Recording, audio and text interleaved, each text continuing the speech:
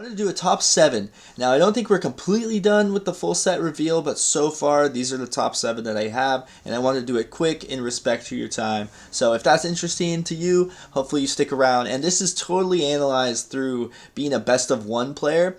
So, just to give you a sneak peek, we have Rakdos is the second one. It's a 6 drop. Let me start talking about Profts, let's say, Eidetic memory here. Hard word for me. But Proft's memory, when it enters the battlefield, you draw a card. Guys, this is a legendary enchantment that just draws you a card right away, so you're getting your value because this too. You have no maximum hand size. That can be super relevant, but again, I just said we're analyzing best of 1 standard, so why does it make it really a best of 1 card? Well, because there's a lot of ways of drawing cards these days, and at the beginning of combat on your turn, if you've drawn more than 1 card this turn, so more than your starting card, right, that you get for each turn, you put X counters on target creature you control, where X is the number of cards you've drawn this turn minus 1. So, discounting that starting card is a funny way of saying that. But basically, for every extra card you draw each turn, you get a counter on one of your guys. That's really good, especially in blue that doesn't have access to many effects like this. Of course, Simic comes to mind. There are some Simic cards that do this, that have similar effects, but this really pushes that archetype much higher up on the totem pole, I would say. This is a really good card. I wouldn't overlook this one, but it's not tremendous or anything. I thought that no one would really talk about it, so I wanted to lead the way with this. But the fact that there are so many good ways of drawing cards, I will end the list on a common that draws cards. You'll see what I mean as I continue with the video, but I think this could be sneakily very, very good. Let's jump to Rakdos. So this is a 6 drop, but its ability is just so good. So at the beginning of your end step, target opponent may sacrifice 2 non-land, non-token permanents. If they don't, you draw 2 cards. So the biggest counter for why is this a really good card is 6 mana, that's too slow for standard. Well, a fly and trample 6/6 is respectable.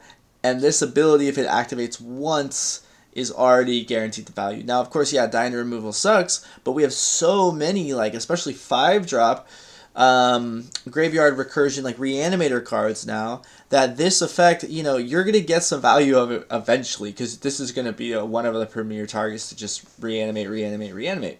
I can see this being, Atraxa's been the annoying force that it has been, but I can see this competing.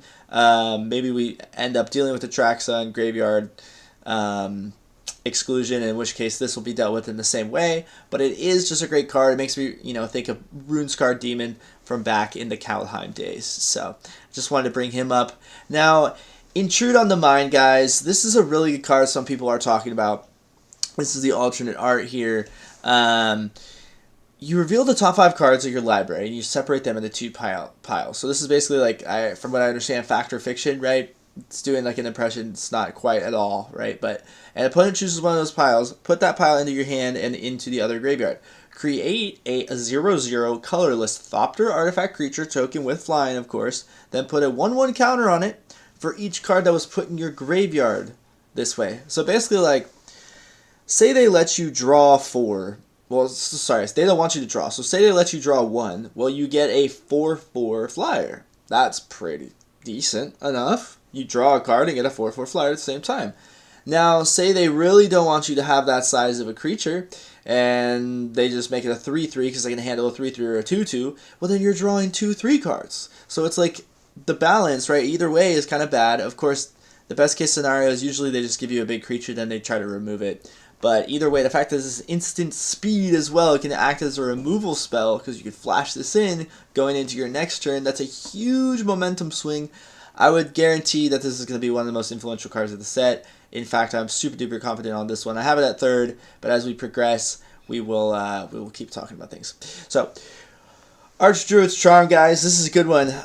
Search your library for a creature or land card. So it's first of all, this is only going to be in mono green. So this is a very narrow, card selection here. But, if in those decks, it's so powerful. Because it basically has those modal effects in a more powerful version than some, respective cards that do those effects. So, if that made any sense. Basically, this exile target artifact or enchantment, really good. It's exiling, it's not destroy. It could have been destroy. This here, put a counter on target creature and then do damage. It could have just been issue damage. That's pretty good, synergizing with counter strategies and just acting as removal. And then, of course, this, you can get a creature or land card and reveal it, the top mode. Put it into the battlefield tapped if it's a land card. Otherwise, you put the creature into your hand. So it does just a little bit of everything. It's absolutely insane for the green decks. Mono green got quite a treat, and I couldn't imagine in any world in Best of 1 Standard that you're probably not going to play at least one copy of this card in some capacity in mono green. But it is so narrow, so I wouldn't say it's going to be like one of the most influential cards. So as we get to the top 3, 4 here, it looks like we're on to the top 3. You'll see what I mean. So any white deck here, we have Dely. Now this is the alt art. Creatures you control with power 2 or less can't be blocked by creatures with power 3 or greater. That's insane. Now this is a 3-drop. You get a 2/2 body. It's a human scout. That's all nice, but that really doesn't matter. What matters is that there's more text after what I already said, and that was already crazy. If an ability of a creature you control with power 2 or less triggers, that ability triggers an additional time. So we have like another Panharmonicon or whatever, you know, Elish Norn type of effect. This is insane because there are tons of power 2 or less ETBs, or just non-ETBs, but just good synergistic things. Also, someone pointed out that Ward is an activated ability for a lot of these smaller creatures. So if you want to remove one of the Ward creatures, you'd have to pay the Ward cost twice if this guy is just chilling on the side of the field. And of course, right, your smaller guys that you're doubling up on your triggers, they can just swing in for free as the game goes later, and you remove all their smaller chunk blockers, right? They just can't block with their big boys. So this could be absolutely insane in both capacities. It's, you know, it remains to be seen. The standard is insane. That, you know, we're in crazy times right now, but this card is something to keep your eye on, right? Right. So this is the most exciting card to me, guys. This is Pyrotechnic Performer. Okay, so when this is when I don't think enough people are talking about this, because like you disguised it for 1. When it flips over, guys, whenever him or another creature you control is turned face up, that creature deals damage equal to its power to each opponent. Hello? Are people reading that correctly? Guys, that's insane to me, because first of all, there are ways of cloaking and putting guys that don't even have a disguise cost. Just, you can cloak them, and then you can just take advantage of this in that way. You do have to play, I think I want to say that's a Simic card, so you'd have to do like a weird Teamer deck to make that work. But just in like the mono red and the Boros list. The Boros list that has tons of disguise cards, right? Well, 3 damage there, 4 damage there, 2 damage there, 3 damage there, 4 damage there. And that's not even considering that you get a body out of it too, that then can swing and do more damage. And if you have a decent amount of removal, you just get in a few times, you can end the game so quickly. I just think that, like, this is a lot of damage, residual damage that is going to help you in the game. It doesn't take out the creatures on the field, but you're going to build your deck in a way where you're just constantly disguising. And the fact that if you have 4 of this guy, and his disguise cost is 1, so yes, you do have to disguise it, right? And then, so you have to pay the 3, then you have to flip it over. But I just think that there's going to be a lot of cool decks because of this guy. So something to keep your eye on. I'm excited to play with it. I just think that it's not that bad.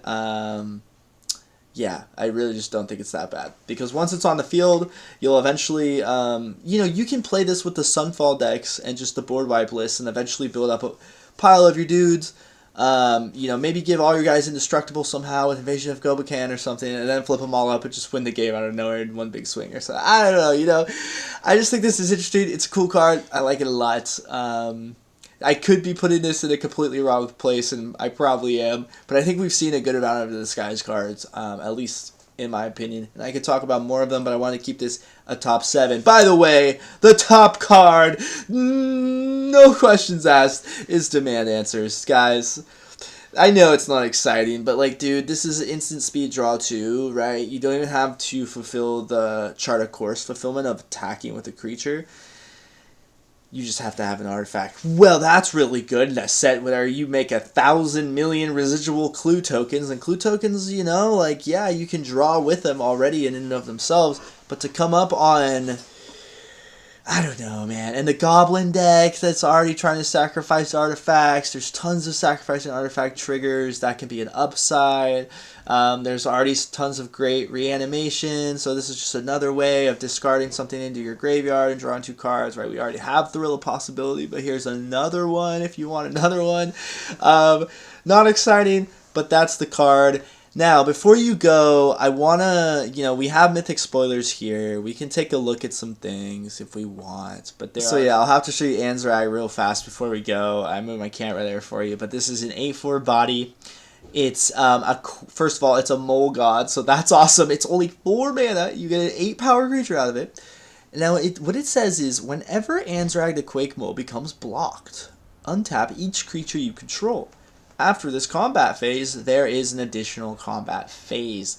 So if he becomes blocked, which they want to block because he has 8 power, there's an additional combat phase. And that's, the way it's worded is like, if he gets blocked during that additional combat phase, there's another one. And it can just keep on going. So they have to deal with this in some capacity by removing it or, having 4 power worth of things. But now, you imagine giving this an attachment that gives it double strike or something like that. A double strike and trample, right? And just you're winning the game. It also has an ability, it must be blocked each combat turn if able for what is a total of 7 mana. So you can force the issue. There's also tons of cards that just force dudes to block your guys, right? There are tons in Standard right now that I can't name, but there are. And this is just 4 mana to get on the field, so this is a crazy, absolutely insane, nutso-butso card. So keep your eye on Anzrag the Quake Mole, but that was my quick list of some cards to keep your eye on that I really do think will be used in a lot of decks, that I think are fun, and maybe aren't being talked about so much right now, but that's my top 7, top 8, whatever we want to call it, and I will do like a full top 20 sleepers, I think, list when I can fully analyze the whole set, okay? Because I think there's just a little bit more to come out, so I'll keep you posted on that. Thank you so much for being so supportive, and have a good, rest of your day. Good luck on the arena. See you next time. Peace.